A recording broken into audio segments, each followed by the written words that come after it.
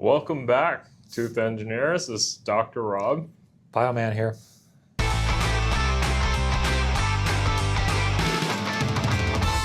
So today we're going to cover the second foundational principle of tissue engineering, and that's biologics.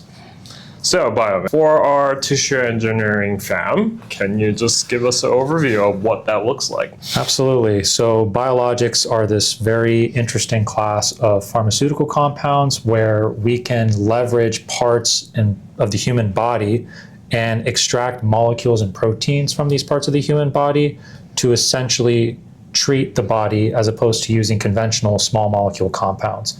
So in traditional pharmaceutical sciences, medicines use natural or synthetic compounds that are these small molecules. So there's just complex, simple molecules that have targeted effects to treat different parts of the body.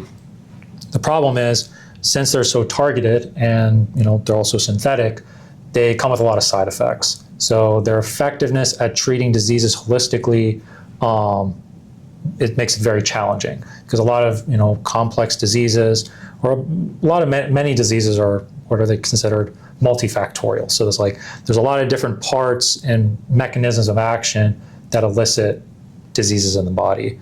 So as opposed to basically dosing patients with multiple small molecules that could have, say, off-target effects, molecules can kind of mix with each other and cause other side effects. Why not use what the body already has to treat these diseases, purify and scale them in such a way so that we can treat these diseases more holistically? And that's where this class of biologic compounds in the pharmaceutical industry come from. I spoke about this in one of our last videos, but essentially the creation of a biologic involves using some biological factory in the body. This could include a stem cell, a clone bacteria, to create the proteins that exist in our body to help regenerate it, purify and package them so that we can administer it back to the body. So it's a very exciting field to work in because we're essentially using nature to treat the body, but scaling it in a way to have, say, the reproducibility that's desired to treat patients across the board. Yeah. Okay. So for our tooth engineering crew here, so when we're talking about biologics, we're talking about we could target gene therapy, right, protein therapy, drugs of pharmacology, yep, and anything else I'm missing here. I think that basically covers it. When we span these principles to the mouth or even the bone, there's a lot of popular proteins already used. The most common one we know in the field of orthopedics is BMP2, or bone morphogenetic protein 2. And that essentially, it has a lot of functions in the body, including in processes of embryonic development. But the protein name was derived from its discovery, where it was around the 1960s. I don't remember the guy who identified it, but he identified a protein isolate that essentially helps with bone reformation. And from there, the name of that protein became bone morphogenetic protein 2. Mm-hmm. So it's been used in a lot of clinical applications in orthopedics, but it's also found in dentistry and maxillofacial healing as well. And I think that's the most commonly clinically used biologic used in these fields. It might be the only approved, FDA-approved one so far. And I think that's a challenge with biologics too, is that getting to this idea where we can get these proteins to work consistently in a way we want, while having the multifaceted effects that we're desiring. We're still a ways from getting there, but it's going to require a lot of understanding from both regulatory agencies as well as the manufacturers of these compounds to kind of figure out not just how to get these proteins to work similarly and to scale, but how we can distribute and derive these proteins so that it can be accessible to all patients without also the burdens of high cost. Okay.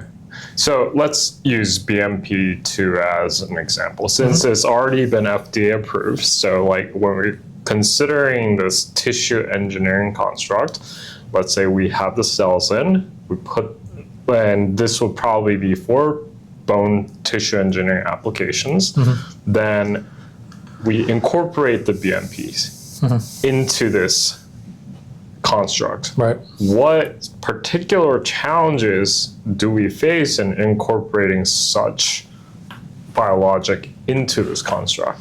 Yeah, I think we also discussed, kind of touched on this topic in our last interview or podcast, but there's this idea of a short half-life that makes administering proteins to the body very challenging.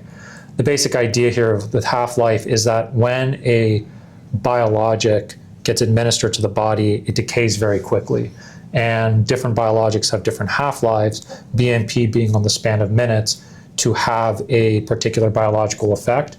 And we typically measure this biological effect by a variable known as LD50, which is kind of the amount of therapeutic effect the protein has at 50% availability in the body. And that LD50 can, again, just like with half-life, it varies across different biologics. So in order to increase that availability of the protein in the body, a lot of fields are working with different polymers and biomaterials. The drug delivery field is doing something very similar to deliver these proteins in both a safe, consistent, and long-term duration. So these essentially help kind of advance this biologics field, but note that we are also administering something else, which is this biomaterial that we have to carefully consider and engineer to not respond adversely to the body. So we're adding something that might help these biologics, but now we have to address other issues that come with this scaffolding and biomaterial technology too.